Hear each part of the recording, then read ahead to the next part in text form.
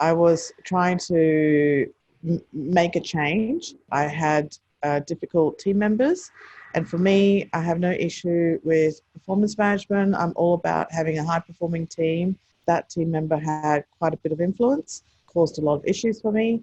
HR kind of got involved. And then I was told by one of the senior members, the senior leaders over there, to say, look, we think you're amazing. We love your work, but you really don't have a future here anymore because of what's happened.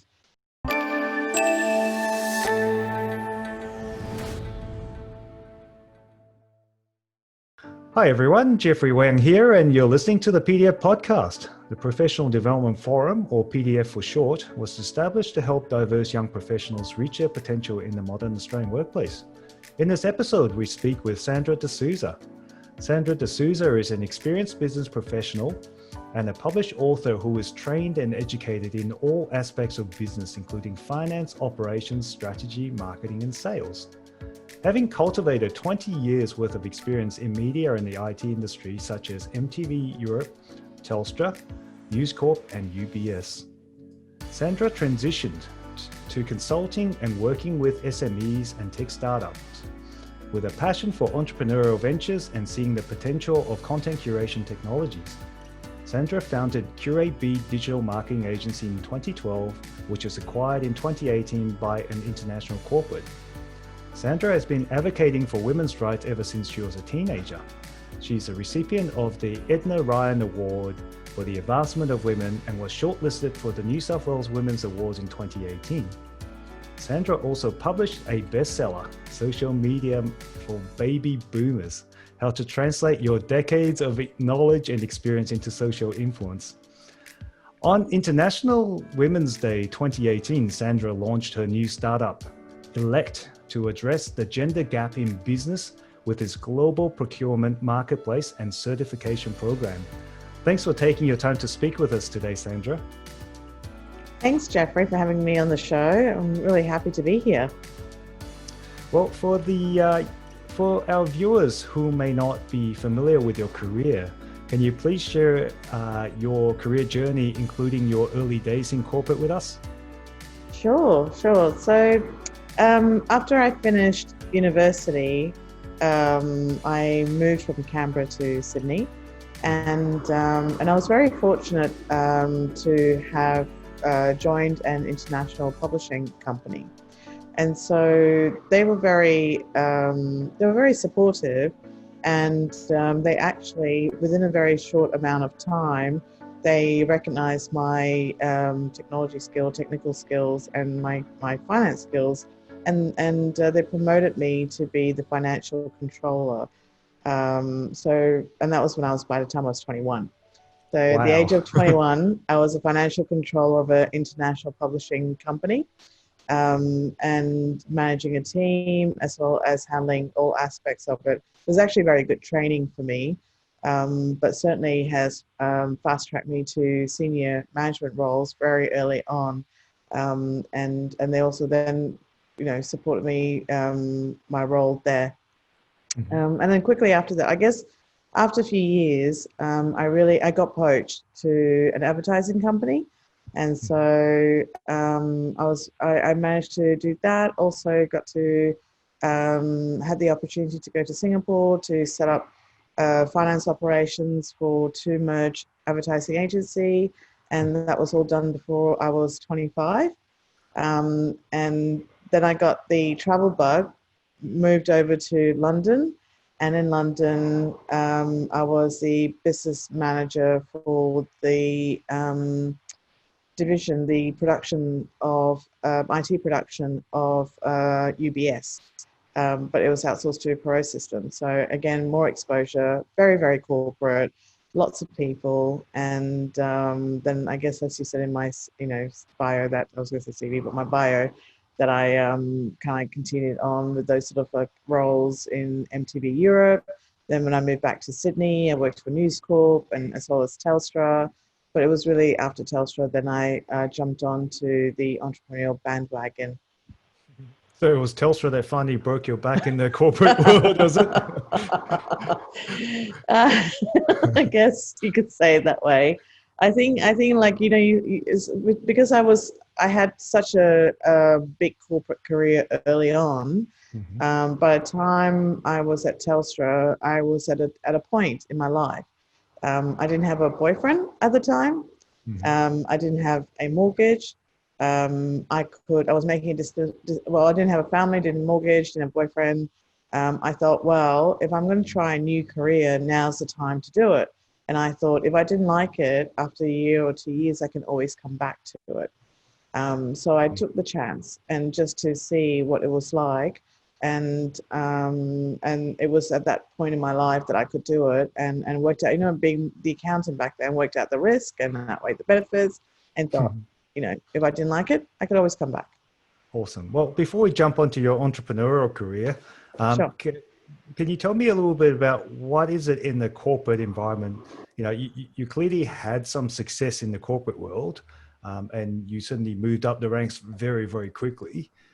What is it in that corporate environment did you not enjoy, and why didn't it fulfill you as a career?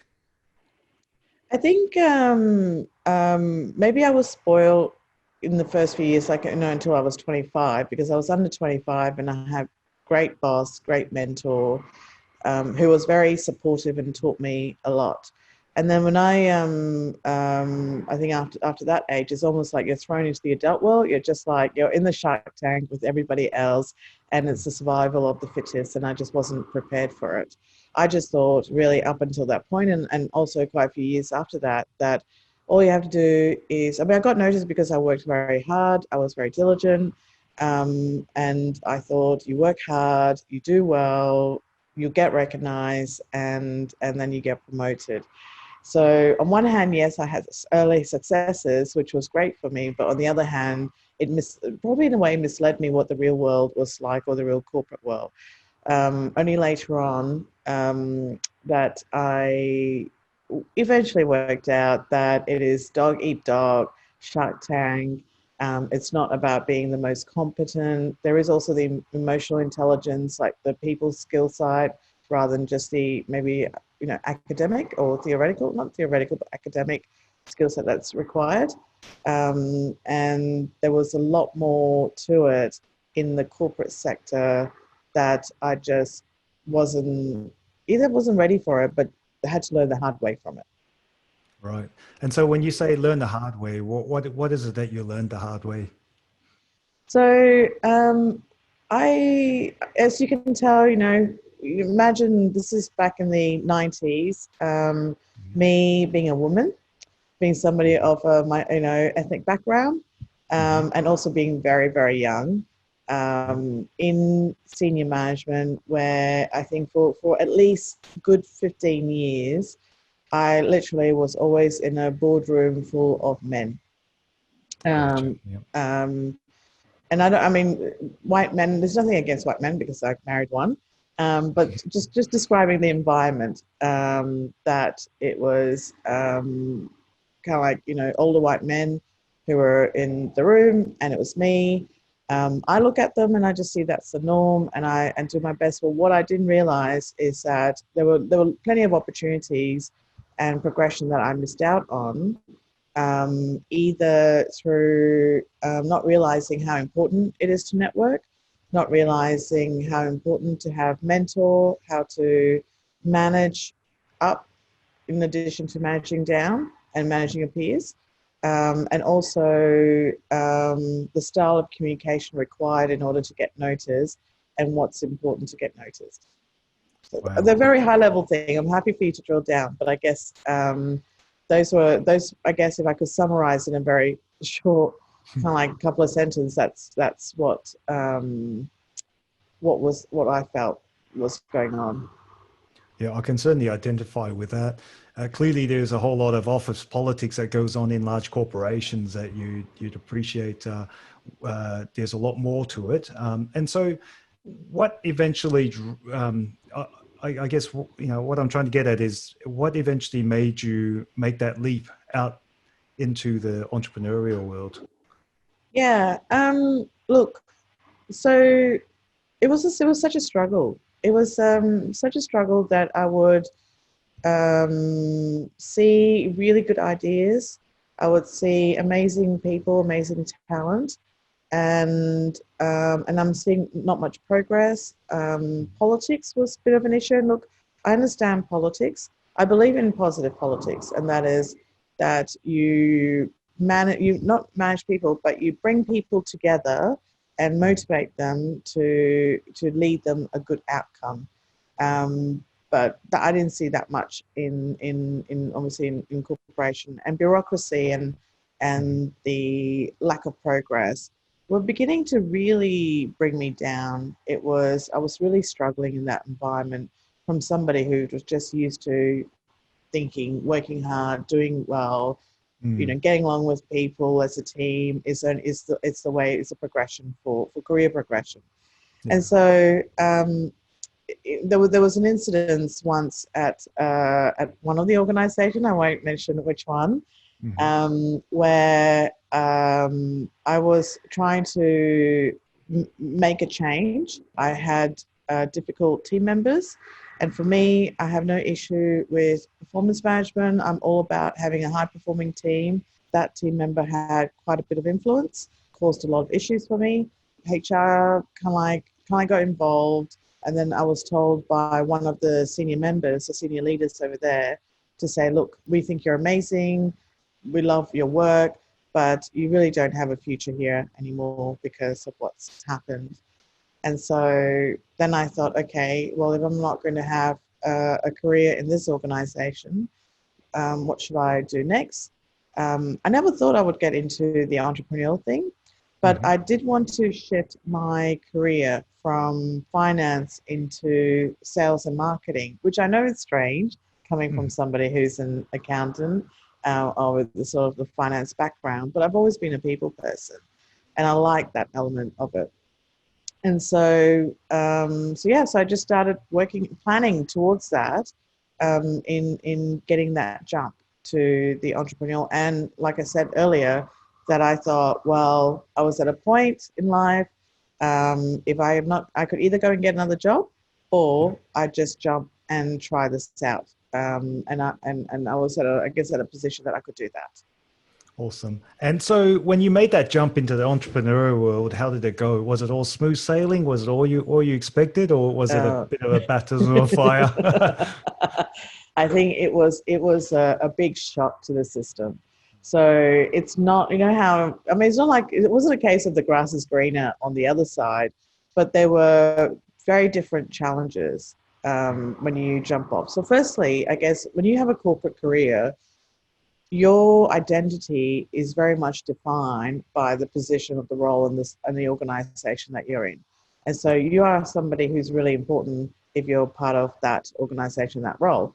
When you go out as an entrepreneur and then you call yourself a CEO of a company of one, it's not really that important, or, it's like, we go, yeah, so what type of thing. And so I had to really dig deep into who I am as a person and to learn about myself and not just replace it with a job position and the organization name. So that was a big shock to get people to know you for who you are and not because of your role. The second thing was you lose the IT department, the support team, the marketing team, the billings team. I don't have, and you work in a home office where you don't have surrounded by people. So, there was a problem. I couldn't just pick up the phone and say, hey, can you come and sort this out for me, or have some sort of support. You either have to work it out yourself, or you find the right person to come and support you rather than somebody that is always, at access for you. And in the whole business cycle, because in corporate, you only worry about a part of the entire organization. In entrepreneur environment, you have to worry about everything. So, and when I mean, you have to know everything and worry about everything, and that is because the buck stops with you. But if you don't have somebody looking after that area or do something about it, it doesn't happen. So, as much as I did an MBA as well, Jeffrey, and I think just one. Yes, we met because of that. One of the reasons. And I thought the MBA would totally equip me for running a business, and it didn't. It gave me great skill sets and knowledge of what I need to do in some elements of it. But certainly when it comes to the entrepreneurial thing, I didn't feel prepared. I wasn't prepared, and it was baptism by fire. That is such an important point, and same with me, right? When I started the MBA, I was under the impression that it was a surefire ticket to, into the top of the world, and then suddenly didn't achieve that for me. And in hindsight, I probably would have taken a very different track to that. But it's not. I don't think that's unique to us in terms of our experiences with the MBA. No. And quite frankly, you're right. It does not prepare you for entrepreneurship. It doesn't prepare you for leadership per se. I mean, all it does, all it is just a whole lot of theory. And in reality, there's a whole lot more to running a business and being successful in corporate than just what an MBA teaches you. There's no Bachelor of Leadership per se, or there's no Bachelor of risk-taking or entrepreneurship. Yeah, Okay, I agree. Yeah. Cool. So in your entrepreneur journey then, so how did you make that jump from a accountant to a sales marketing person? So that's actually a very good question. What I did as the first step was I bought into a franchise consultancy so that they have the framework and the materials and all of that to support the delivery of the work, and they also incorporate the training. I realized that that consultancy was business consultancy, and I also realized that I have because I worked very much what you call the management accounting side, and I worked in media and IT industry. It was all about how do you find ways of generating revenue. How do you report? What are the ways to report the revenue? And you have to have a bit of a strategic thinking. And also being in media, I've been very observant on the various advertising. I guess it's more of a personal thing. And so I was actually really at my element in doing the work and taking that corporate training and helping small business being able to improve on their business was something that I really enjoyed. It was seeing that they didn't have that corporate rigor or the structure or understanding how bigger companies do it, that I was able to go in there and say, okay, let's just put some framework around it and help them be able to lay the foundation to grow their business a lot better. So, oh, right. Yeah. Okay. And so you're basically in the intersection of a couple of key areas of passion, and clearly you enjoy taking that and helping helping people with that knowledge. Yeah, look, if I could expand on that, I mean, for me, that was a path that what I did of moving, and I felt comfortable that that's something that I know that I could deliver and not feel so fraudulent type of thing.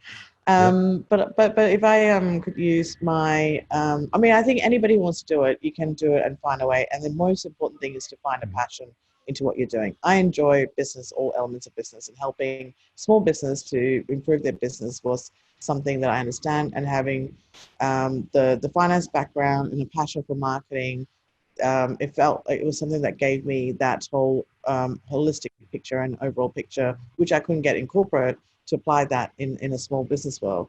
But I've got examples of other people who were working in IT for 20 years and moved into finance broking. So there are ways to do it. Some people have that hobby or the interest in the background and then made it a full-time business out of it. So for me, I took a franchise route, which helped me make that transition and give me the confidence that I have something to work with. But I've seen lots of great examples of how people doing complete career change into their passionate hobby into a real business. And then just figure out from scratch. Now, your latest venture, can you tell us a little bit about this? Because this is what you call social entrepreneurship. And is this an example of you creating something from scratch in terms of your passions? Yeah. So now, I guess we fast forward to 15 years later. I'm what considered a serial entrepreneur.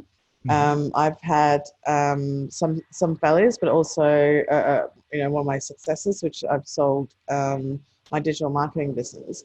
And one of the reasons why I did that was because I felt a couple of years ago with what's been going on around the world is that there is an awareness about gender equality, and I thought, you know what, it's time. I've been volunteering for that for about 20 years.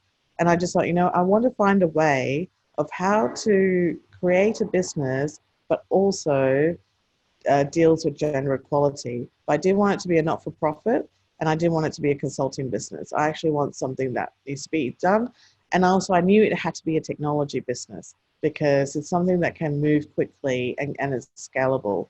So I actually took the time. Yeah, I found I have an amazing business mentor who's like an international guru, and he helped me develop the concept and into the business model. And this is where Elect was how it came out of it. So Elect is a digital marketplace that connects small businesses with corporate buyers, and every transaction funds gender equality project. So it's a starting point of this movement, that what we're doing, but ultimately I can see, and I believe that there's just various things that we can do, but we just have to start somewhere, and this is a great starting point for us. Yeah, and you're clearly very passionate about it. Yes. I can see your face light up when you talk about this. I know. So yeah, when I was talking about my corporate career, I'm talking about Elect.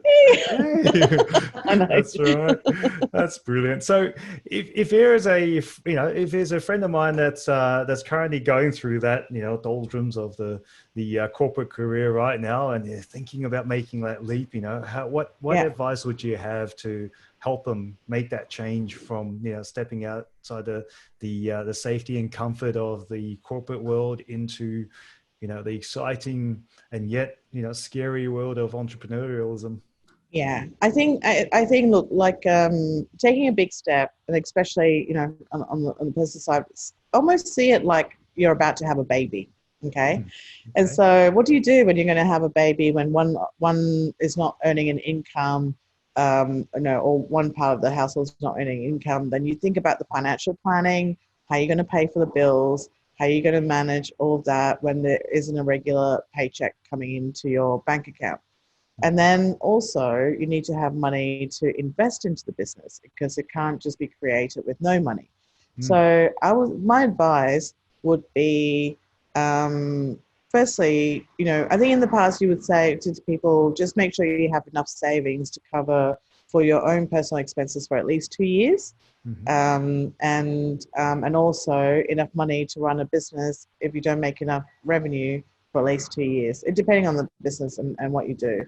And that's a lot of money, and that's almost the equivalent of putting a deposit on the house. In hindsight, this is what I would do, and I'm just giving you a little bit of hopefully a golden nugget, is that when you're in a corporate career and you have that steady paycheck, look at creating your personal wealth through investment property, so that you have an additional source of income from income generating assets, and make sure that all of it gives you a surplus. And when that happens, still have your savings with what you need to do to build your business, but at least you've got your personal wealth sorted out, that you're not going too far backwards should it take a lot longer.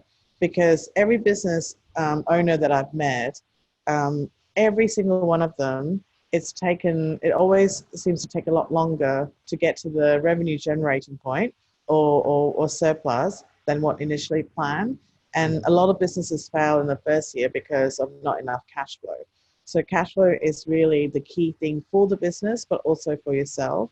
And if you're prepared to lose all of your savings, just know what that point is, so that you say, okay, if I hit this point, I'll go back to work, kind of thing. And like, I know it's all about the money, but I think before you can jump on your passion doesn't pay the bills.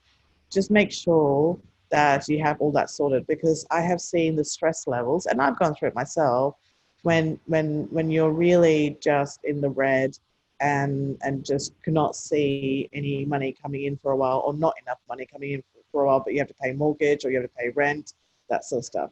So treat it like you planning to have a baby and that you're not going to see some income for the next couple of years. Okay, exactly.